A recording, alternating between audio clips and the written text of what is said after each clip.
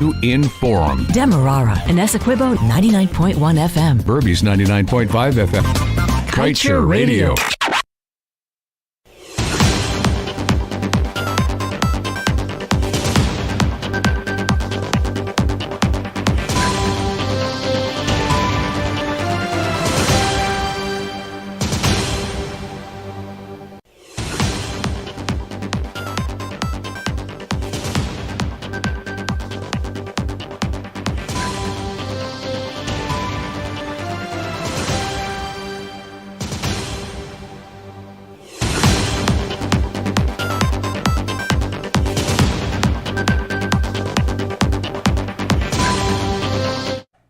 Good afternoon with your main newscast. My name is Joshua Van Slykeman. Thank you for joining us. A motion submitted by Opposition Member of Parliament Ganesh Mahipal on Tuesday evening for the National Assembly to call on the executive arm of government to honour the ruling of Justice Sanil Kisoon regarding oil spill insurance and the parent company guaranteed by ExxonMobil was thrown out by the Speaker of the House, Manzoor Nadir. The Speaker is disallowing the motion and told the National Assembly that he received an email from the MP just after 7 on Tuesday evening to move a motion for the adjournment of the Assembly on definite matters of public importance. Nadir noted that at the time he had already seen an online article stating that the EPA had moved to the court to appeal the High Court ruling. He said on Wednesday morning he received an appeal document, and as such he explained, so this matter is now in the courts and won't be able to deal with it. At least five attempts by Mahipal to seek clarity on the Speaker's decision were ignored, as Nadir went straight into the next item on the agenda. Mahipal, however, was allowed the floor shortly after to move another motion on the agenda when he used the opportunity to raise his concerns. The National Assembly then spent the remainder of the first session over 3 hours debating the time it takes for a motion to reach the order paper. In other news, the landmark ruling by High Court Judge Justice Sanil Kisoon has forfeited the rights of Guyanese to know of the decisions being made by the Environmental Protection Agency, whether it's in the oil industry or other matters of national importance. The declaration in this regard pertained to a case filed last year September by 2 citizens against the EPA. The case brought to the fore the extent to which ExxonMobil's affiliate Esso was in breach of its Liza Phase 1 permit. It was found that for 11 months, Esso failed to provide authorities with an unlimited parent guarantee agreement, which could bind its parent, ExxonMobil, to covering all costs associated with an oil spill. This level of non-compliance was allowed to take place under the EPA's watch. Justice Kisoon said that as a matter of the law, even where there is existence and express probation against disclosure contained in the subject legislation of the public authority, such disclosure is constructed to as subject to disclosure in the public interest. This is disclosure of the interest in the interest of public health, safety of protection, and of the environment. In other news, the government of Guyana finally published the mining contract for companies operating in the country. The release of agreement comes following a 2-year-long protest by Kaieteur for citizens to be privy to the terms and benefits of parties engaged. In fact, since 2019, when Guyana became a member of the Extractive Industries Transparency Initiative, the country agreed to adhere to several requirements. In this case, EITI requirement of the 2019 standard states that Guyana should publicly disclose all mineral agreements enter into force prior to the reporting period, in this case 2019. Although the requirements were known to the administration, it continued to make excuses to avoid the releases of these contracts. 2 senior citizens on Wednesday joined Ray Daggers on his walk from Berbice to Essequibo against the lopsided oil contract Guyana signed with ExxonMobil in 2016. One of the elderly citizens, an 83-year-old Quinn Anderson, started off with Daggers around 9 hours and from Fairfield, Maikoni, from where he left off on day 6 and walked a few villages before calling it a day. Anderson said that he spent some time working in the shipping industry abroad and witnessed the Western world paying millions in bribes to exploit the African nations. He believes corruption is taking place in Ghana at large scale too, but it is just what we don't know as yet. quote unquote. As Daggers continued his journey to Georgetown, he was greeted by Dearnot Ramphal, a Mahaica resident, waiting by the roadside to join him in the walk with a large placard with the words, "We want full coverage insurance and we demand 50% royalty." The walk continued this morning from College on the East Coast to Demerara at 9 hours and presently are at Industry heading to the city. Attorney General and Minister of Legal Affairs Senior Counsel Anil Nandalal on Tuesday night explained that being in government does not come with the luxury of quote-unquote taking emotional positions, as he responded to those who criticized the government's decision to appeal a High Court ruling which found that ExxonMobil Guyana failed to provide adequate insurance for a massive drilling project off the coast of Guyana, and ordered that the insurance be provided within 30 days. Nandalal reiterated that government is committed to the appeal, which was filed on Tuesday. In a statement, the Attorney General had said that the government is of the view that the environmental permit imposes no obligations on the permit holder to provide an unlimited parent company guarantee agreement and or affiliate company guarantee agreement. With investigations into the murder of Corwin Mars, popularly called Sir Mars, still ongoing, a post-mortem examination conducted on his remains revealed that he suffered 8 stab wounds above his body and his chest was crushed. Government pathologist Dr. Niyal Singh stated in his findings that the evidence of both sharp and blunt force injuries with crush injuries to the chest were found.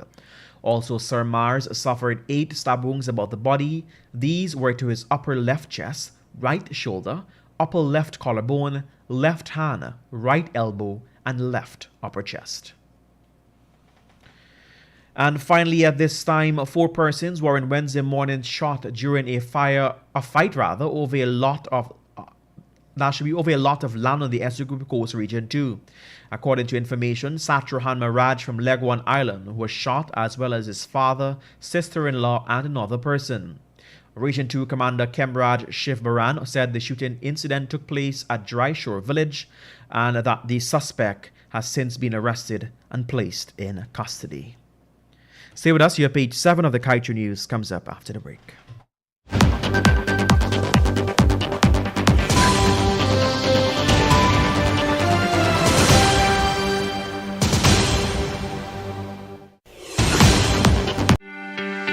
This is GHK Lal inviting you to join me weekdays from Monday to Friday on the National Outlook for commentary on a range of issues. Immediately after the 12 noon and 7 p.m. newscasts on Kaieteur Radio at 99.1 FM and 99.5 FM. Looking forward to you sharing in the conversation.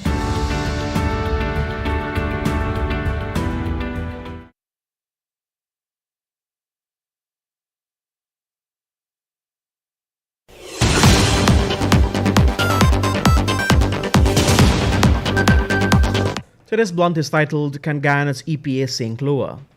Guyana's EPA is filing an appeal against what benefits Guyanese. What kind of self-respecting state agency does something like that? A judge ruled protect Guyanese interests. Now Guyana's own EPA is cutting the throat of the Guyanese people. Now this national institution is stabbing Guyanese in the back. Now this troubled institution is gorging Guyanese in the guts. Does Guyana's EPA have no shame? And that's the news to the moment. I'm Joshua Van Slykeman. Thank you for joining us.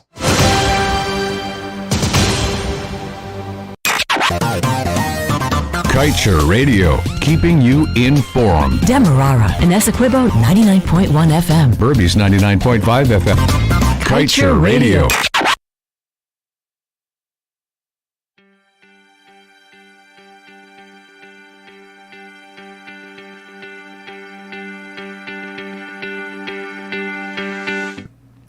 It's Thursday, May 11th. I'm GHK Lal on Kaieteur Radio 99.1 and 99.5 FM. Welcome to the National Outlook. All right, we've been talking about insurance for the past earlier part of the week and the walk by Ray Daggers yesterday on Wednesday. Today we want to talk about the Environmental Assessment Board and a piece of work that it is reviewing right now that has a relationship to the whole gas to energy complex to be at Wales, the gas plant, the 300 megawatt gas plant. And they have been reviewing for about a month. 3 men, 3 good Guyanese men on the Environmental Assessment Board. I happen to know 2 of the 3. Dr. Mahinda Sharma, I had to deal with a personal matter involving solar power, and this was about 4 or 5 years ago. He was pretty professional, very knowledgeable young fellow, and Permanent Secretary Jocelyn Mackenzie, who I dealt with for approximately 3 years when I was at the Goal Board. Also a very competent, very senior public servant. Dr. Gavin Cummings, I have not had the pleasure of sharing any time or space with him, but I'm sure also that he is a qualified, patriotic Guyanese. I think these 3 gentlemen on the Environmental Assessment Board has their work cut out for them, because the environmentalists have put some stuff before them that says, we are endangered. This gas-powered plant can be dangerous. That's what the people who have raised their hands and say, hey, stop. Let's have a proper environmental impact assessment. Let's see what's going on here. It talks about it will feed notoriously dangerous gases. People's lives, people's livelihoods and lands are at risk. Toxic gases, chemicals, hazardous wastes are generated.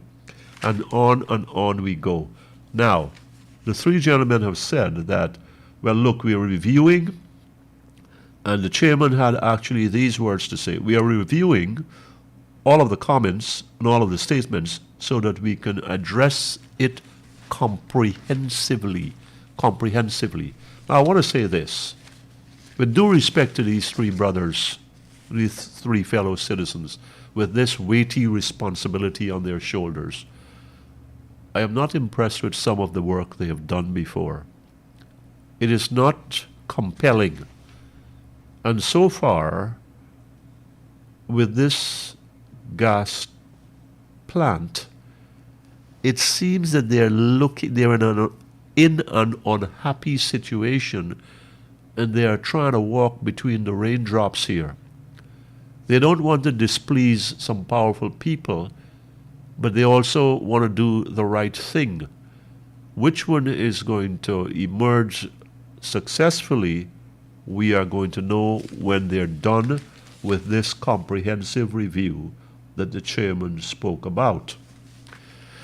I hope that they will do the right thing.